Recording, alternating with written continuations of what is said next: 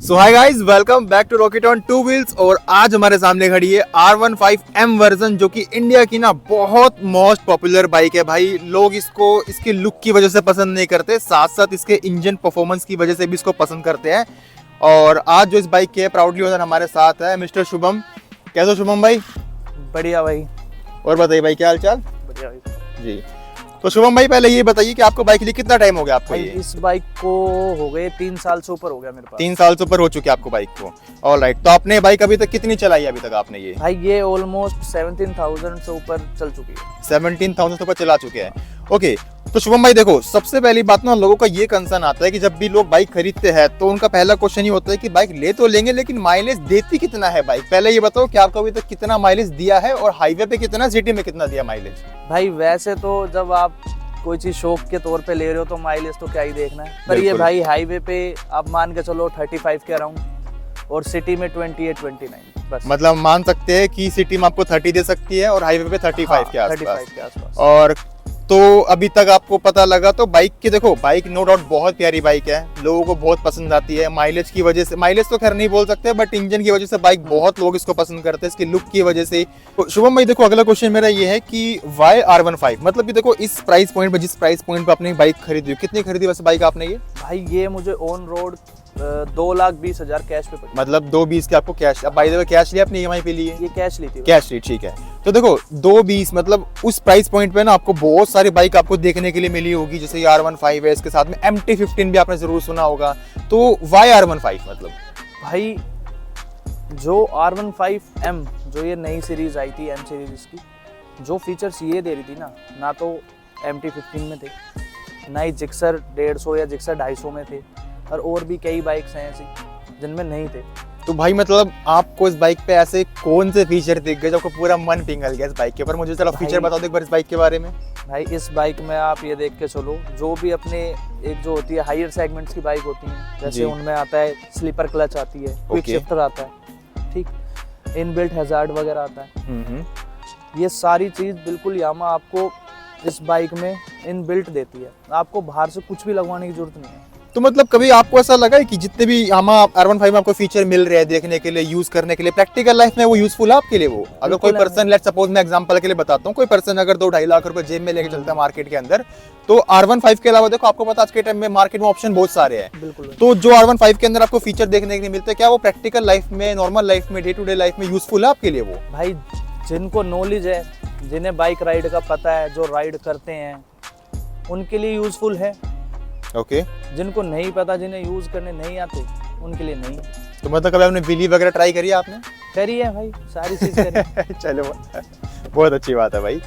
Alright, चलो बहुत बढ़िया बात है भाई, आपने सारे फीचर वगैरह एक्सप्लेन कर दिए। तो भाई देखो, अभी अगर आज के टाइम में आपके पास 2 से 2.5 लाख रुपए है, तो क्या आप इस बाइक को लेना प्रेफर करोगे आज के टाइम पे? भाई बिल्कुल। बिल्कुल। ऐसा कोई एक सॉलिड रीजन? सॉलिड रीजन ये है भाई कि एक तो इसका अग्रेसिव लुक, ओके, ठीक, इसके अलावा किसी बाइक में नहीं मिलेगा भाई आपको। जो हायर सेगमेंट की है उनका तो है ही, पर जो इस सेगमेंट की बाइक है ना, इतना प्यारा लुक भाई आपको कोई नहीं दे रहा, कोई भी। चलिए बहुत अच्छी बात है शुभम भाई। तो भाई मेरे को तो कोई एक चीज और ये बताओ, अगर कोई भी पर्सन इस बाइक को लेने के लिए जाता है मार्केट में, तो फैमिली पर्पस के अकॉर्डिंग कैसी बाइक है? मतलब क्या फैमिली को लेके बंदा ट्रैवल कर सकता है इस बाइक को लेके? वो नहीं भाई, फैमिली तो क्या, 2 जने भी इस पे यानी ऐसे नहीं जा सकते, यानी लॉन्ग रूट पे। तो बाकी लड़की बैठ सकती है बाइक के ऊपर? लड़की भी भाई, जिनको आदत है वही बैठ सकती है। मतलब ट्रेन लड़की चाहिए बाइक लेने के बाद? चाहिए भाई। चलिए बहुत अच्छी बात है। तो शुभम भाई एक बात बताओ, इस बाइक को लेने के बाद कुछ ऐसे नेगेटिव पॉइंट जो आपको लगता है कि यामा को ये चीज इंप्रूव करनी चाहिए थी बाइक के अंदर? भाई इस बाइक में कमियां ज़्यादा नहीं है, थोड़ी बहुत है। जैसे इसका जो बैठने का स्टाइल है ना, वो एक तो अग्रेसिव है, ठीक, आपके है ना ये ज़्यादा लॉन्ग रूट पे जाते हो तो आपके पाम वगैरह दर्द करने लगते हैं, आपके हल्के वो शोल्डर भी पेन होते हैं। ओके, ठीक। उसके बाद भाई इसकी पिलियन सीट, तो इसमें पिलियन सीट में मतलब कैसा रिस्पॉन्स होता है? लेट्स सपोज अगर थोड़ा ज्यूम करके चलते हैं आप हो और आपके साथ में कोई भी दोस्त जा रहा है लॉन्ग ट्रैवल के लिए, तो पिलियन सीट में मतलब क्या लगता है कि पर्सन वो कंफर्टेबल रहेगा पीछे आपके साथ में? वो भाई थोड़ी देर रहेगा, उसके बाद वो इरिटेट होने लग जाएगा। ओके, चलिए इरिटेट बहुत होगा, अच्छी बात है। थोड़ा बहुत वो जैसे शोल्डर पे हाथ वगैरह रख लेते हैं तो फिर मैं भी इरिटेट होऊंगा। ओके ओके चलिए। और बाय द वे भाई ये बताओ, जब इस बाइक को अगर मैं बात करूं तो R15 जो यामा कंपनी है, सर्विस कैसी लगती है आपको इनकी? और सर्विस कॉस्ट क्या पड़ती है बाय द वे आपको? भाई सर्विस कॉस्ट ठीक है, नॉर्मल एवरेज है, 4,000, 4,500, 5,000 तक हो जाती है। मतलब 4, 4,500, 5,000 तक आपकी सर्विस हाँ, हो जाती है हो बाइक जाती की। चलिए बहुत अच्छी बात है। बाकी बिल्ड क्वालिटी कैसे लगती है आपको इसकी? बिल्ड क्वालिटी अच्छी है भाई, अच्छी बिल्ड क्वालिटी है। कोई नेगेटिव पॉइंट बिल्ड क्वालिटी को लेकर? कोई एक आधा नहीं, पैनल बस, अगर आपको लगा हो कि प्लास्टिक का पैनल है, कहीं इसके से बस गैपिंग वगैरह हो? भाई जो ये बैक पैनल है ना, हाँ हाँ, ये इनका बहुत अच्छा एक बार issue दोबारा दिखाना एक बार इसको। था। ये अब तो इनका कवर लगवा दिया है मैंने। ये जो बैक पैनल है ये बहुत इनकी Weak है बिल्ड मतलब क्वालिटी बहुत वीक थी। ये 2-3 बार टूटे हैं मेरे, ओके फिर ये बार बार लगवाने से अच्छा फिर मैंने ये कि फ्रेम चेक किया था, फिर यही लगवा दिया। चलिए बहुत अच्छी बात है भाई। और बाकी बात करूँ ब्रेकिंग के बारे में, तो ब्रेकिंग का क्या रिस्पॉन्स है भाई? ब्रेकिंग भाई बहुत प्यारी है इस बाइक, अच्छी बाइक है बिल्कुल। मतलब अगर आपकी बाइक 100-150 पे क्रूज करिए आराम से स्टॉप पे मतलब हो जाती है बाइक, बिल्कुल, स्टॉप हो बिल्कुल जाती भाई, है। बिल्कुल। बहुत प्यारी ब्रेकिंग है, रेनी सीजन में भी बहुत अच्छे से कंट्रोल हो जाती है। चलिए बहुत अच्छी बात है भाई।